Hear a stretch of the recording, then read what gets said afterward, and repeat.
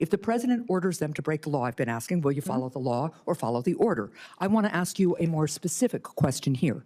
If the president tries to suspend habeas corpus and a federal court reverses the president's order, will you comply with the court order and uphold habeas corpus, or will you follow the president's directive? We are following all federal court orders. So, Secretary Noem, what is habeas corpus? Well, habeas corpus is a constitutional right that the president has to be able to remove people from this country. No, that's incorrect. Good morning, Good morning. Madam Secretary.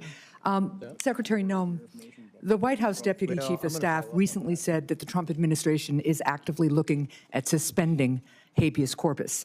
Last week, you were asked about this, and I want to clarify your position because it's obviously really important to get this right. So, Secretary Noem, what is habeas corpus? Well, habeas corpus is a constitutional right that the president has to be able to remove people from this country and suspend their right let me stop you, ma'am. Habeas corpus, excuse me, that's incorrect. President Lincoln used it. Excuse me. Habeas corpus is the legal principle that requires that the government provide a public reason for detaining and imprisoning people. If not for that protection, the government could simply arrest people, including American citizens, and hold them indefinitely for no reason. Habeas corpus is the foundational right that separates free societies like America from police states like North Korea. As a senator from the live free or die state, this matters a lot to me and my constituents and to all Americans. So, Secretary Noem, do you support the core protection that habeas corpus provides, that the government must provide a public reason in order to detain and imprison someone? Yeah, I support habeas corpus. I also recognize that the President of the United States has the authority under the Constitution to decide if it should be suspended or not. It has never Let us be clear, though, that this president... It has never been done without approval of Congress. Even Abraham Lincoln got retroactive approval from Congress. So I have been asking executive branch nominees a simple question over the past few months. If the president orders them to break the law, I've been asking, will you follow the law or follow the order? I want to ask you a more specific question here.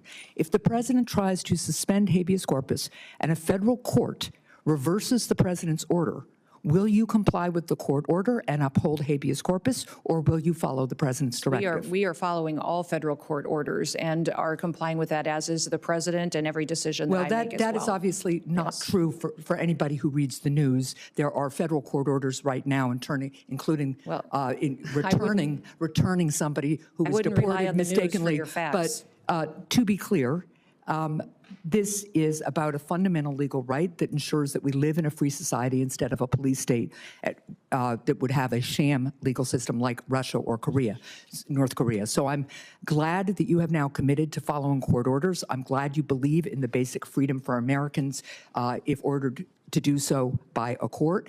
And again, I want just to make clear that it is critically important that even if the president tries to suspend the right of people to know why they've been detained or imprisoned, if a federal court reverses that order, that you will follow that order. And I hope all members of the administration will, because it's obviously critical that some of the people, for instance, who've been deported by mistake, who didn't get due process, be returned in compliance with court orders.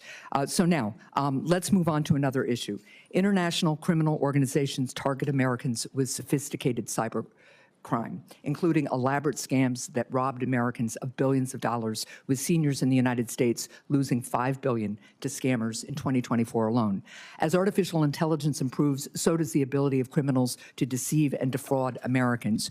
With this new technology, criminals can impersonate loved ones, develop advanced malware, or make more convincing phishing messages. How is DHS working to identify trends in illegal activity and ensure that new AI systems have safeguards in place to prevent their use in criminal activity?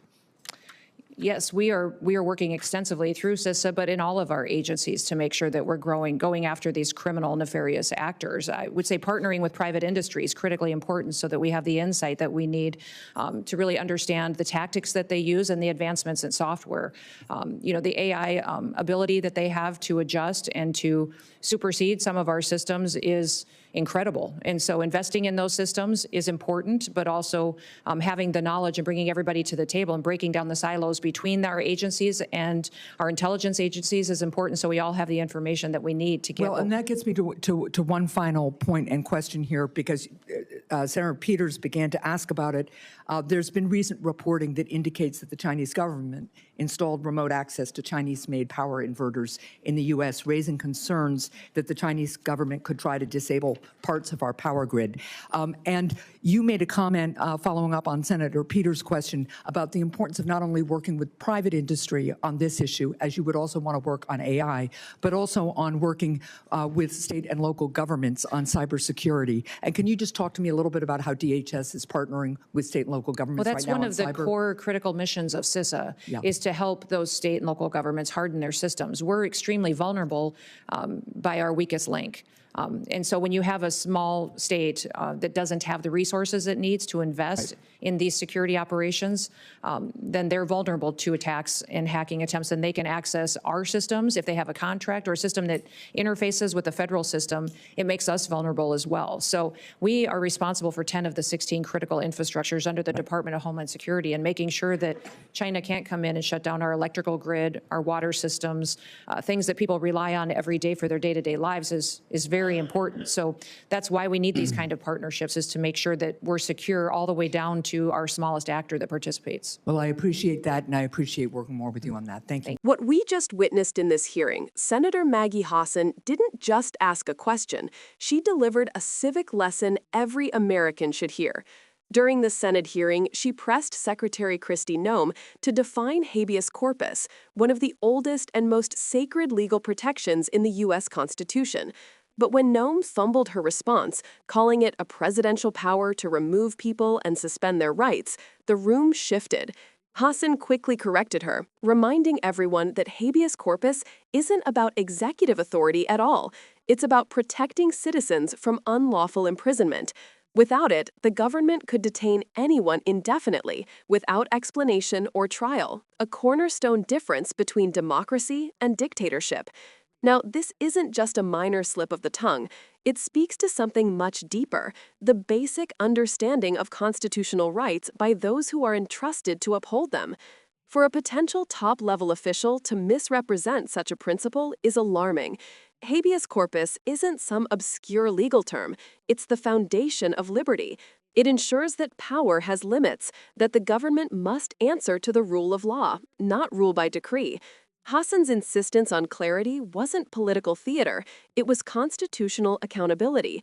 She pushed further, asking whether Noem would comply with a court order if the president tried to suspend habeas corpus. That's a serious scenario, and one that history warns us about. Even Abraham Lincoln, in the midst of the Civil War, sought congressional approval to suspend habeas corpus. Noem's vague response, suggesting she'd simply follow the president's lead, raised eyebrows and real concerns about where her loyalties lie, with the law or with executive power. Hassan's line of questioning wasn't just about the past or political rivalry, it was about the future of American governance. If high-ranking officials misunderstand or dismiss constitutional safeguards, we risk eroding the very freedoms that define us as a nation. What made this exchange powerful wasn't just Hassan's command of the law. It was the reminder that knowledge of our Constitution isn't optional for public officials. It's essential. And when a senator has to explain habeas corpus, a principle dating back to the Magna Carta, to a cabinet nominee, it says something unsettling about the state of constitutional literacy in our leadership. In her closing remarks, Hassan pivoted to modern security threats, AI-driven scams, cybercrime, and vulnerabilities in America's infrastructure. But the underlying message remained the same. Whether it's protecting citizens from foreign cyber attacks or from unlawful detention, the duty of government is to defend freedom, not erode it. So while the headlines might focus on the awkward moment when Secretary Noem stumbled over the meaning of habeas corpus, the real takeaway is this: democracy requires more than slogans. It requires understanding, it requires accountability, and it requires leaders who not only swear to uphold the Constitution, but actually know what's in it. If this exchange taught us anything, it's that defending democracy starts with understanding it.